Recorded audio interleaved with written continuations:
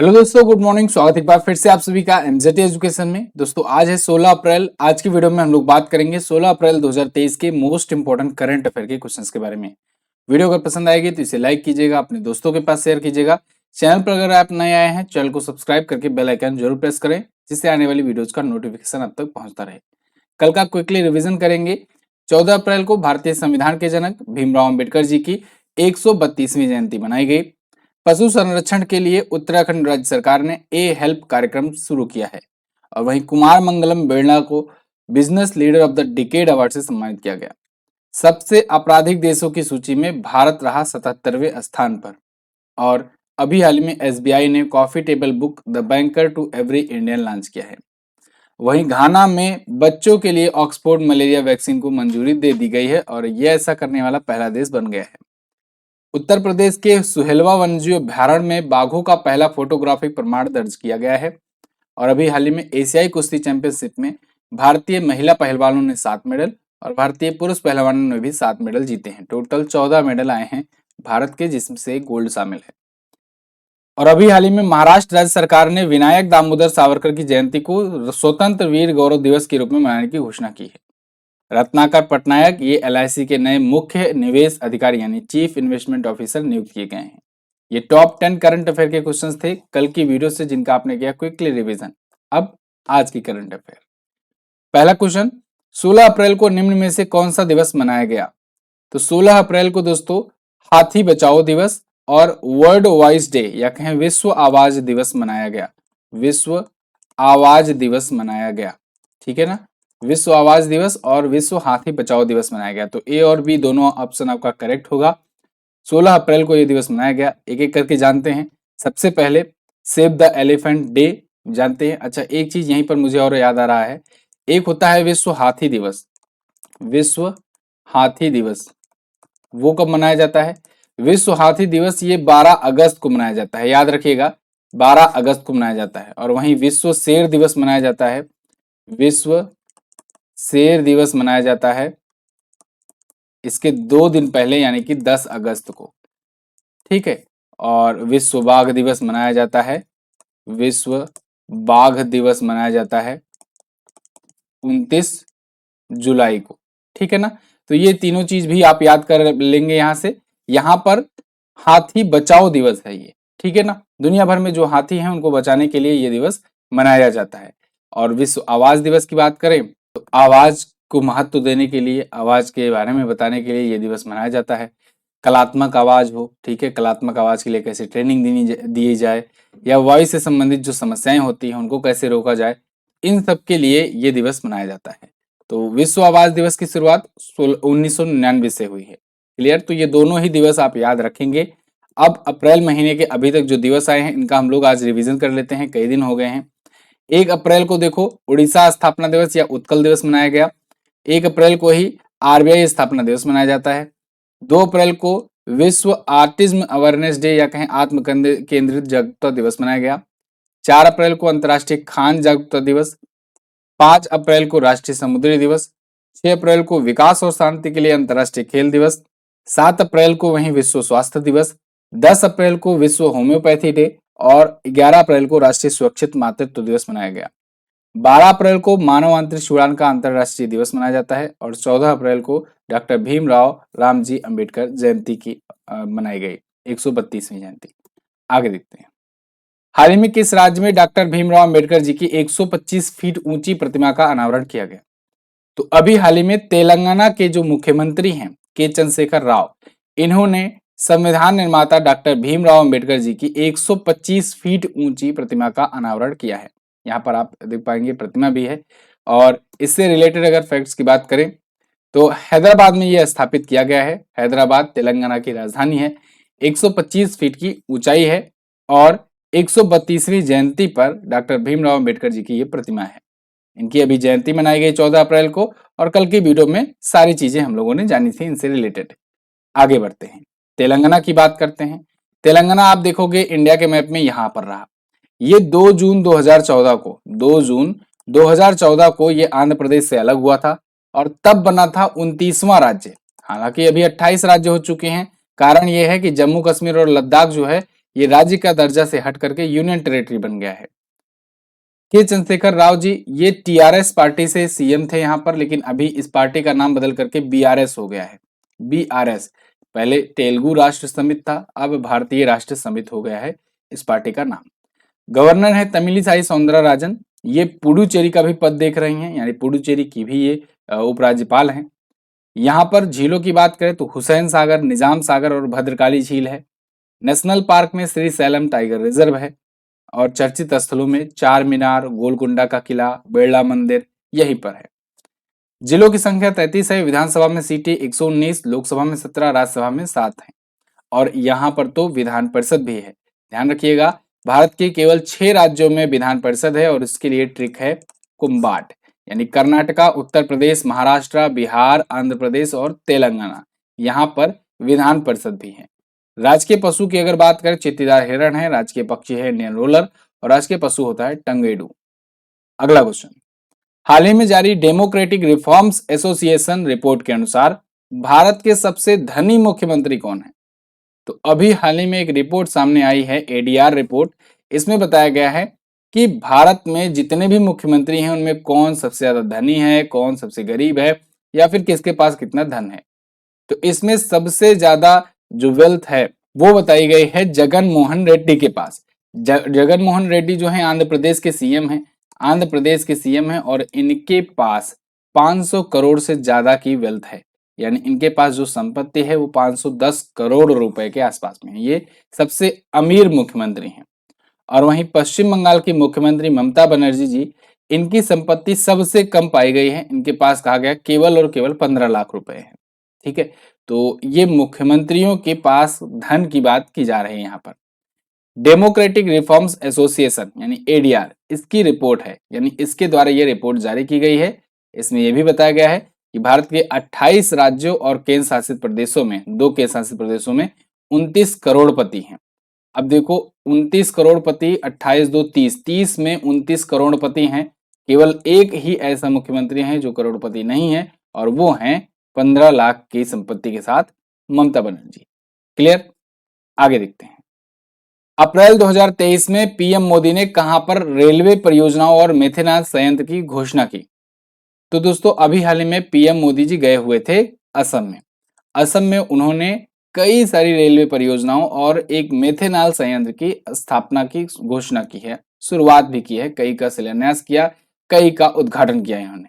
यहाँ पर देखिए, PM Modi launches project worth more than 14,000 crore, 14,000 crore से ज्यादा की परियोजनाओं की शुरुआत इन्होंने की है। ठीक है, असम में नॉर्थ ईस्ट में गए होते। तो यहाँ पर 5 रेलवे परियोजनाएं इंदिरा गांधी एथलेटिक स्टेडियम से ऑनलाइन तरीके से इन्होंने शुरुआत किया गुवाहाटी में, असम में।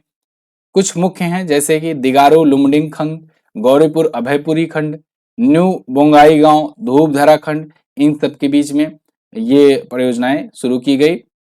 इन तीनों परियोजनाओं की लागत 7,300 करोड़ से ज्यादा है। क्लियर है। अब पीएम मोदी जी असम गए हुए थे तो असम के बारे में जान लो। असम आप देखोगे इंडिया के मैप में यहाँ पर है, दिसपुर इसकी कैपिटल है। हेमंत बिस्वा शर्मा बीजेपी पार्टी से यहाँ के सीएम हैं। गवर्नर अभी नए बनाए गए हैं गुलाब चंद्र कटारिया, इनका नाम आप याद रखेंगे। यहाँ पर झीलों की अगर बात करें तो डिघारी पुखरी, चंडूबी, शिवसागर, तमरांग, हफलोंग ये प्रमुख झीलें हैं। डिगबोई झील है, बहुत ज्यादा पूछा जाता है डिगबोई झील। ठीक है, सोनबिल, देहिंग लेक है, देहिंग पटकाई नेशनल पार्क भी है।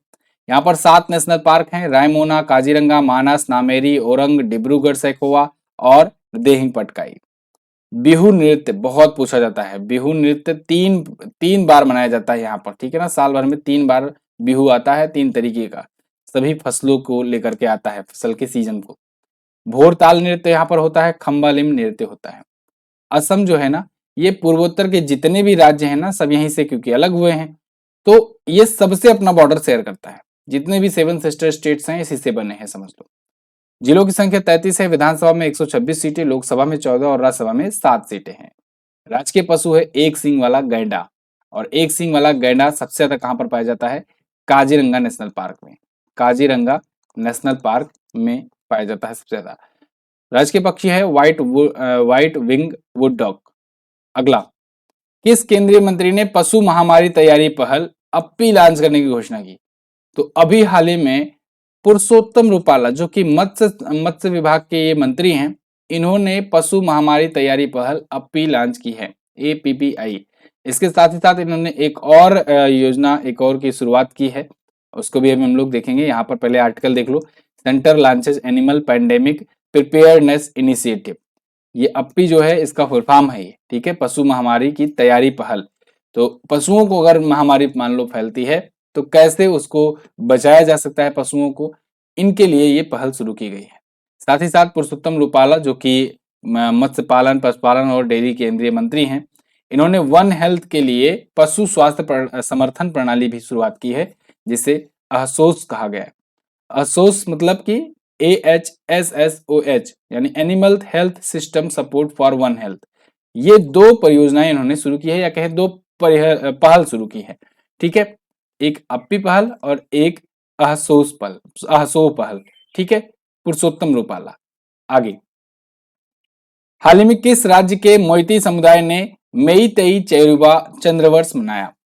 तो दोस्तों अभी हाल ही में मणिपुर ने ये चंद्रवर्ष मनाया है। देखो ऐसे क्वेश्चंस पहले हम लोग नहीं लिया करते थे, लेकिन अभी रिसेंट के कुछ एग्जाम हुए हैं जिसमें देखा गया है कि किस राज्य के द्वारा कहां पर किस समुदाय का नववर्ष मनाया गया है, किस कम्युनिटी का, किस जनजाति का कौन सा नववर्ष मनाया गया है, ये सभी क्वेश्चंस देखने को मिल रहे हैं। तो इसी वजह से ये हो जाते हैं इंपॉर्टेंट, ठीक है। यहाँ पर आप देखो चाइरोबा लुनार है, ये नया वर्ष होता है, कहाँ का, इनके मेइती समुदाय का, मणिपुर के मेइती समुदाय का चिराओबा नववर्ष होता है, ये चंद्र नववर्ष होता है। इसे साजिबू नोंगबा पनबा भी कहते हैं, ठीक है। बहुत ज्यादा आपको इसको रटने की जरूरत नहीं है, एक बार चिराओबा महोत्सव ध्यान में रख लीजिएगा और आप आराम से ऑप्शन से एलिमिनेट कर पाओगे। मणिपुर में दोस्तों ये राजा मलिया फंबलाचा एक थे, उन्हीं के शासनकाल के दौरान शुरू किया गया था, 1359 से 1329 ईसा पूर्व के बीच में बताया जाता है, ठीक है। और कोई कोई नाम से भी इन्हें जाना जाता था, तो राजा कोई कोई की याद में ये चिराओबा चंद्रवर्ष मनाया जाता है। आगे मणिपुर की भी बात कर लेते हैं। मणिपुर आप देखोगे तो यहाँ पर पूर्वोत्तर राज्य है, यहाँ पर आपको दिखेगा मणिपुर। ये अपना बॉर्डर नागालैंड से शेयर करता है, मिजोरम से शेयर करता है और असम से शेयर करता है।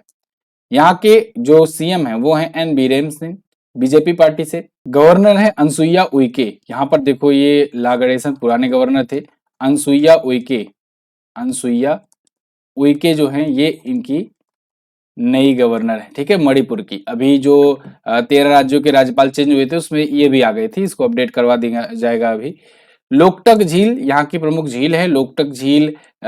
इसके ऊपर कीबुल लामजाओ नेशनल पार्क है जो कि दुनिया का इकलौता फ्लोटिंग नेशनल पार्क है और ये दुनिया की इकलौती फ्लोटिंग झील है। सिरोही राष्ट्रीय उद्यान यहीं पर है, तुजू दर्रा यहाँ पर है। मणिपुरी नृत्य, पुंगचोलम नृत्य यहाँ के प्रमुख नृत्य हैं। महोत्सवों की बात करें अगर तो दोस्तों यहाँ पर सिरुई लिली महोत्सव, संगाई महोत्सव, संतरा महोत्सव, नाता संकीर्तन, ठीक है, कचाई लेमन फेस्टिवल, ये सभी प्रमुख महोत्सव मनाए जाते हैं मणिपुर में। राजधानी इसकी इम्फाल होती है, जिलों की संख्या 16, विधानसभा में सीटें 60 और लोकसभा में 2, राज्यसभा में 1 सीट जाती है मणिपुर से। क्लियर। राजकीय पशु है संगाई हिरन, राजकीय फूल होता है सिरोई कुमुदनी। अगला, हाल ही में किसके द्वारा संयोजित पुस्तक द ग्रेट बैंक रॉबरी ये लॉन्च की गई? तो द ग्रेट बैंक रॉबरी ये पुस्तक लिखा है वी पट्टाभिराम और सब्यसाची डैश ने। ये लिखा क्या, मतलब एक प्रकार से पूरा का पूरा स्टोरी इन्होंने कंपाइल किया है, ठीक है, संयोजन किया गया है, ठीक है। द ग्रेट बैंक रॉबरी पुस्तक में क्या है कि 1950 से लेकर के आज तक जो बैंक रॉबरीज हुई हैं उनका ये पूरा का पूरा ये कहानी बताए हुए हैं विस्तार से, ठीक है। द ग्रेट बैंक रॉबरी, इसमें बताया जा रहा है कि 11 घोटालों पर चर्चा की गई है 1947 के बाद से, 1947 के बाद से, भारत की आजादी के बाद से आज तक जितने बड़े बड़े बैंक घोटाले हुए हैं, रॉबरीज हुई हैं, उनके बारे में यहाँ पर बताया गया है। तो रूपा पब्लिकेशंस इंडिया प्राइवेट लिमिटेड के द्वारा यह पुस्तक लॉन्च की गई है। लिखा किसने है? वी पट्टाभिराम और सब्यसाची डैश ने। वी पट्टाभिराम की और भी पुस्तकें आ चुकी हैं, जैसे ticketing times, first lesson in strategic financial management, ये सभी पुस्तकें इनकी पुरानी पुस्तकें हैं। अब ये पुस्तक और लेखक से संबंधित क्वेश्चन है, तो हम लोग पुस्तक और लेखक का रिवीजन कर लेंगे पिछले दिनों में जो भी आए थे चर्चे में। जैसे गांधी सियासत और सांप्रदायिकता, पीयूष बावले ने लिखा। आजाद नाम की आत्मकथा आई थी गुलाम नबी आजाद की, पूर्व मुख्यमंत्री रहे हैं ये जम्मू कश्मीर के। वॉर एंड वुमेन ये डॉक्टर M.A. हसन की पुस्तक थी। A matter of the heart ये अनुराग बेहर की है। Snakes in the Gangas Rajiv Malhotra और श्रीमती विजय विश्वनाथन ने लिखा है, इंपॉर्टेंट है। Vipin the man behind the uniform Rachna Bisht Rawat ने लिखा। As good as my word ये सचिव KM चंद्रशेखर ने लिखा। India's struggle for independence Gandhian era ये P ज्योतिमणि और प्रोफेसर G बालन ने लिखा। India's vaccine growth story Sajjan Singh Yadav. Modi shaping a global orders in flux इसको जयशंकर जी ने लॉन्च किया, विदेश मंत्री हैं। विक्ट्री सिटी इसको लिखा है सलमान रुश्दी ने। सलमान रुश्दी अभी टाइम मैगजीन में शामिल हुए हैं मोस्ट इन्फ्लुएंसर्स की लिस्ट में, अभी मैं इसके बारे में बताऊंगा आपको आगे। The poverty of political economy Meghnath Desai इनकी पुस्तक है। आगे बात करते हैं।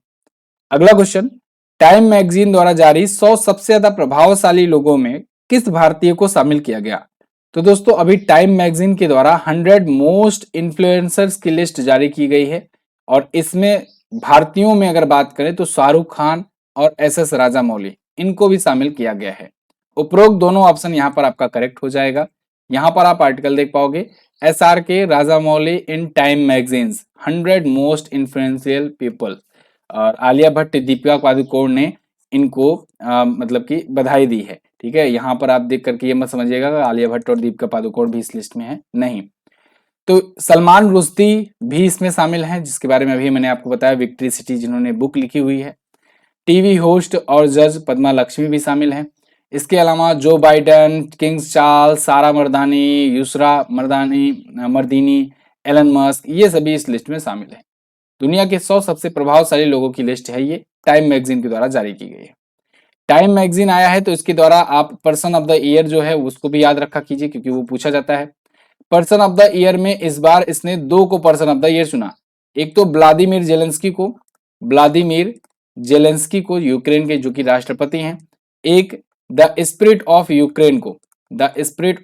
यूक्रेन को इसने चुना है। ठीक है, तो ये 2 लोग जो हैं ये टाइम मैगजीन की पर्सन ऑफ द ईयर में इस बार शामिल किए गए हैं। आगे, हाल ही में किस नदी के नीचे भारत की पहली अंडर वाटर मेट्रो ट्रेन का परीक्षण किया गया? देखो ये क्वेश्चन मैं हजारों बार वैसे रिवीजन में बता चुका हूं आपको, जब मेट्रो की बात आती है तब मैं बताता आ रहा हूं, और पिछले 3 साल से बताता आ रहा हूं जब से इसका प्रोजेक्ट शुरू हुआ है। लेकिन क्या है ना कि जैसे कुछ लोग होते हैं वो केवल PDF से पढ़ते हैं, या फिर कुछ लोग केवल ईबुक से पढ़ते हैं, तो फिर उनके सामने जब ये क्वेश्चन आ जाएगा, ऐसा कुछ क्वेश्चन पूछ लिया जाएगा एग्जाम में, क्योंकि अभी ये चर्चे में है, अभी परीक्षण किया गया है, तो फिर वो कहेंगे कि सर आपने तो बताया ही नहीं, आपके किताब में होता ही नहीं।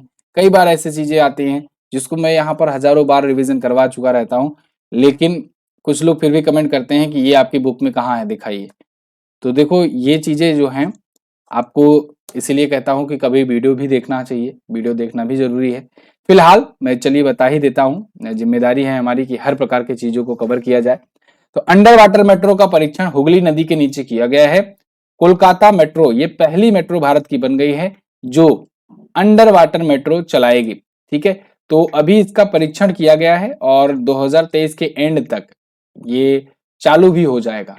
कोलकाता मेट्रो रेलवे कॉर्पोरेशन के द्वारा देखिए जून 2023 तक यहाँ पर कंप्लीटेड होने की बात कही गई है कि कंप्लीट हो जाएगा प्रोजेक्ट, लेकिन फिर भी संचालन पूरी तरीके से होना शुरू हो जाएगा दिसंबर 2023 तक। इंडिया का पहला अंडर वाटर मेट्रो होगा हुगली नदी में। हुगली नदी के ही किनारे बसा हुआ शहर है कोलकाता, ये भी ध्यान रखिएगा। और कोलकाता मेट्रो ही भारत की पहली मेट्रो सेवा है जो कि 1984 में शुरू हुई थी। अच्छा, ये जो अंडर वाटर मेट्रो चल रही है हुगली नदी में, ये हावड़ा और कोलकाता को कनेक्ट करेगी। ठीक है, आपसे ये भी क्वेश्चन बन सकता है कि ये जो अंडर वाटर मेट्रो सेवा है ये किन 2 शहरों को कनेक्ट करेगी। ठीक है, तो आप बताएंगे कोलकाता और हावड़ा को। चलिए, मेट्रो की बात आ ही गई है, मेट्रो के बारे में बात कर लेते हैं कुछ और पॉइंट्स की। जैसे ये तो पहली मेट्रो थी और अंडर वाटर मेट्रो थी। इसके अलावा दूसरी जो मेट्रो सेवा बनी वो 2002 में दिल्ली मेट्रो के रूप में लॉन्च की गई। 2002 में दिल्ली मेट्रो सेवा लॉन्च की गई। इसके बाद दिल्ली मेट्रो से अगर 2 पॉइंट और यहां से निकाले हम लोग, तो एक तो पहली ड्राइवरलेस मेट्रो यहां पर चलाई जा रही है, पहली ड्राइवरलेस मेट्रो चलाई गई। इसके अलावा ये ऑनलाइन एक यूनिक टाइप का मेट्रो में यात्रा करते करते ही ऑनलाइन शॉपिंग सुविधा प्रोवाइड करने वाली भी पहली मेट्रो बन गई है। मतलब मेट्रो में आप हो, कुछ भी ऑर्डर करो, अगला स्टेशन जो आएगा वहां पर जाकर के ऑर्डर पिकअप कर लो। उसके बाद कानपुर मेट्रो की अगर बात करें तो क्यूआर टिकटिंग वाली सुविधा वाला शुरुआत किया है। पुणे मेट्रो के द्वारा एक स्टेशन बनाया गया है जो कि भारत में सबसे गहराई पर स्थित स्टेशन है। और लखनऊ मेट्रो जो है ये अल्ट्रावायलेट रेज से सैनिटाइज करने वाली पहले मेट्रो बनी है। इन सब के अलावा मेट्रो से रिलेटेड एक और इंपॉर्टेंट क्वेश्चन होता है ई श्रीधरन। ई श्रीधरन ये मेट्रो मैन ऑफ इंडिया कहलाते हैं, ठीक है, ई श्रीधरन, इनका नाम आप याद रखेंगे। आगे बात करते हैं। विदेश राज्य मंत्री मीनाक्षी लेखी ये 16 अप्रैल 2023 को किस देश में 4 दिवसीय आधिकारिक यात्रा करेंगे? तो दोस्तों मीनाक्षी लेखी जो हैं, जो कि केंद्रीय विदेश राज्य मंत्री हैं, ये 16 अप्रैल को 4 दिवसीय यात्रा पर निकली हैं, जो कि जाएंगी क्रोएशिया और स्लोवेनिया में। तो उपरोक्त दोनों ऑप्शन आपका करेक्ट होगा। इनका विदेशी दौरा है इन 2 देशों में। और यहाँ पर देख पाओगे आप, ये AIR का न्यूज है आपके सामने, क्रोएशिया और स्लोवेनिया में जाएंगी संडे से मीनाक्षी लेखी जी। तो क्रोएशिया में ये विदेश और यूरोपीय मामले के मंत्रालय के राजनीतिक मामलों के राज्य सचिव के साथ मिलेंगी और विचार विमर्श करेंगी। और स्लोवेनिया में उप विदेश मंत्री से मिलेंगी वहां पर, और उप प्रधानमंत्री विदेश और यूरोपीय मामलों की मंत्री से मुलाकात करेंगे। जो भी अगर कोई डील होती है, कुछ भी होता है, कोई डेवलपमेंट होती है, तो मैं आपको अगले दिन बताऊंगा। ये तो थी हमारे आज के दिन की टॉप 10 करंट अफेयर के क्वेश्चंस। आई होप आपको वीडियो पसंद आई होगी, इन्फॉर्मेटिव लगी होगी।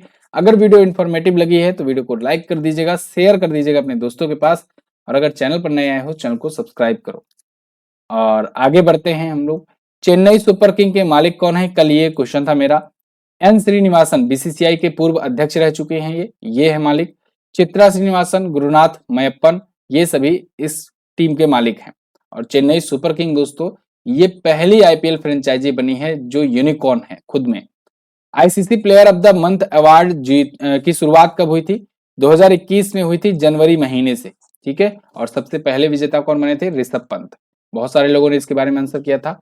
आज लेकिन आपको क्या बताना है?